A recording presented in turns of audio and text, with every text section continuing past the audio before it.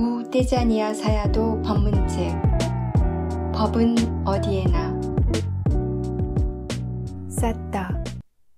쌌다란 믿음, 확신과 같은 정신적 힘을 말합니다.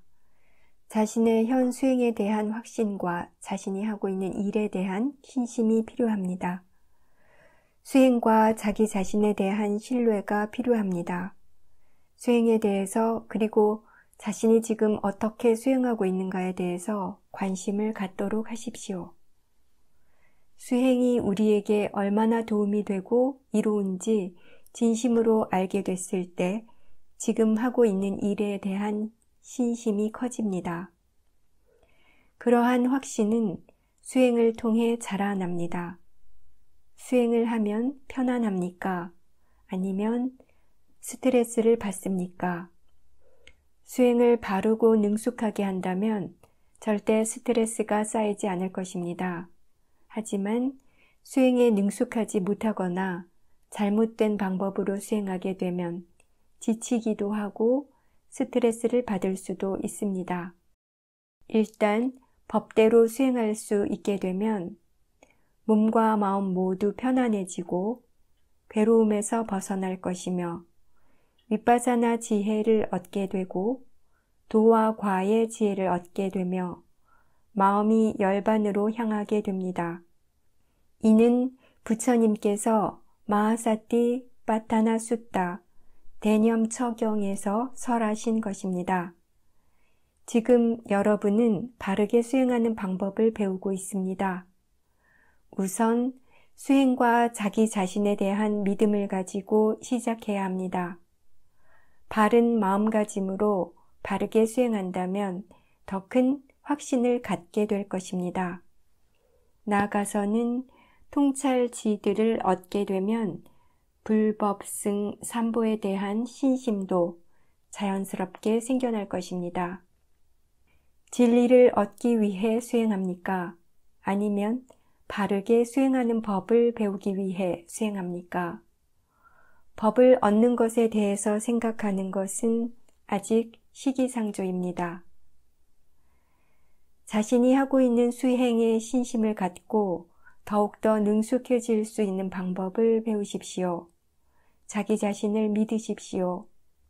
지금까지 수행을 통해서 어떤 이익을 얻었습니까? 지성과 지혜가 둘 다 필요합니다. 위파사나 지혜와 도와 과의 지혜가 생기게 하기 위해서는 먼저 올바른 노력이 필요한데 그런 노력은 지성이 있어야 가능합니다.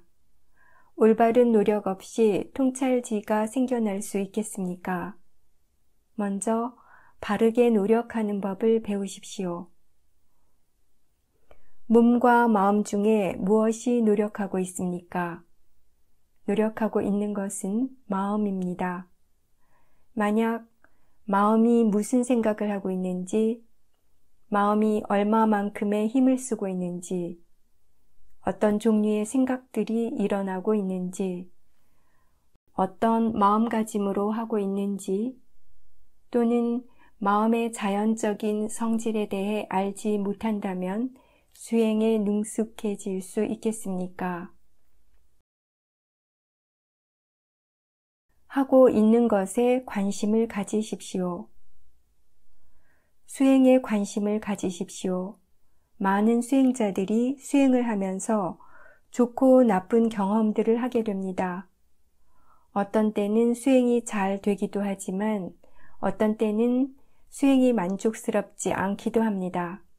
그런데 수행자들에게 왜 그런가를 물어보면 제대로 대답하는 사람이 없습니다.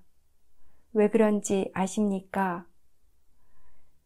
자신들이 하고 있는 수행에 대해 관심도 없고 아무런 연구도 하고 있지 않기 때문입니다.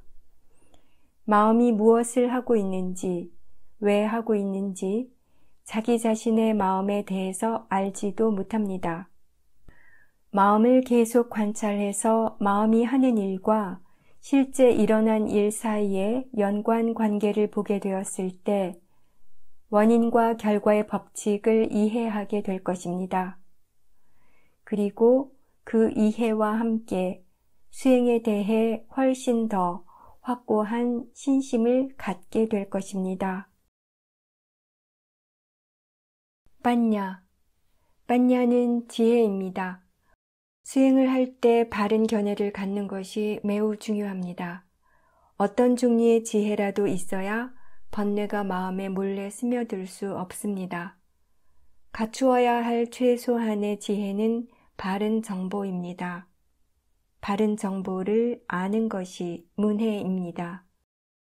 그러한 정보는 책을 읽거나 법문을 듣거나 법에 대한 토론을 함으로써 얻게 됩니다. 수행하는 마음에 있어야 할 또 하나의 지혜는 호기심과 관심입니다. 그것은 진정으로 이해하고자 하는 선한 마음의 바람입니다.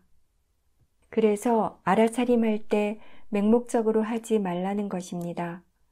지혜롭게 알아차리십시오. 자신의 사고 능력을 활용할 줄 아는 것이 사해입니다.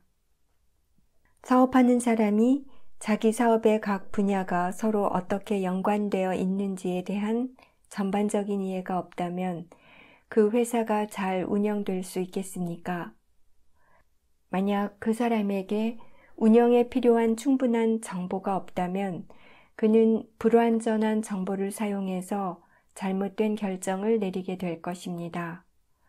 그와 같이 수행에서도 지혜를 개발하고 올바른 판단을 하기 위해서는 정보가 완전하게 갖추어져야 합니다. 우리가 알아차림 수행에서 가능한 한 많은 대상을 알려고 하는 이유도 바로 이 때문입니다. 단지 전체 과정의 일부만 본다면 지혜가 생기기 어렵습니다. 바른 견해. 여러분이 관찰해야 할 대상은 몸과 마음, 그리고 몸과 마음의 자연적인 성질입니다. 느낌의 성질, 마음의 성질, 마음의 작용, 마음이 가지고 있는 습관, 그 모든 것이 다 마음 안에 있습니다. 느낌이나 몸과 마음을 대상으로 관찰할 때 어떤 견해를 가지고 있습니까?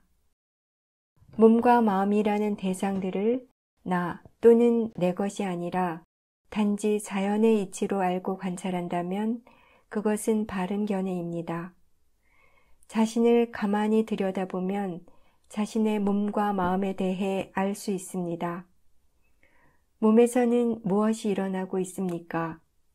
뜨겁고 차갑고 단단하고 부드럽고 또는 가려운 느낌들이 오직 당신에게만 일어나는 것입니까? 아닙니다. 모두가 그런 것들을 경험합니다. 행복, 슬픔 등 다양한 감정과 편안함, 정신적 고통들도 모두의 마음에서 일어날 수 있는 것입니다. 그렇게 누구에게나 다 경험되는 것인데 어떻게 그것을 당신의 것이라고 볼 수 있겠습니까? 모든 것들이 법의 자연적인 성질이고 자연의 원리들이며 단지 대상일 뿐입니다. 그것들을 단지 자연의 이치라고 받아들이십시오. 당신에게만 있는 특별한 것이 아닙니다. 더위는 단지 더위라고만 받아들이면 됩니다. 내가 더운 것이 아닙니다. 모든 사람들이 다 덥거나 추운 것을 느낍니다. 누구나 그런 느낌들을 경험합니다. 그와 같은 바른 견해를 갖는 것이 아주 중요합니다. 마음에 그런 바른 견해가 있고 바른 마음가짐이 있어야만 바른 수행을 할 수 있습니다. 이것이 나의 화다라고 생각하고 화를 내 것으로 움켜쥐는 순간 화는 더욱더 커지게 됩니다. 슬플 때 사람들은 나 우울해, 기분이 안 좋아 라고 말합니다. 그러면서 그들은 정말로 우울해져 버립니다. 왜 그럴까요? 그것은 그 슬픔을 나의 슬픔이라고 여기는 잘못된 마음가짐과 견해가 있었기 때문입니다. 만약 슬픔을 마음의 자연적인 성질들 중 하나라고 여긴다면 슬픈 느낌이 그렇게 확대되지는 않을 것입니다. 마음이 슬픈 것이지 내 마음이 슬픈 것이 아닙니다. 내가 원하고 내가 불만족스러운 것이 아닙니다. 화내거나 욕심내는 것도 내가 아니라 마음이 하는 것입니다. 마음에 바른 견해가 있을 때 번뇌는 쉽게 커지지 않게 됩니다. 그래서 먼저 바른 견해를 갖는 것이 필요합니다. 알아차리는 마음에 바른 견해가 있을 때 그것을 바른 알아차림이라고 합니다. 수행을 시작할 때에는 이와 같은 바른 정보와 지식들을 갖추고 있어야 합니다.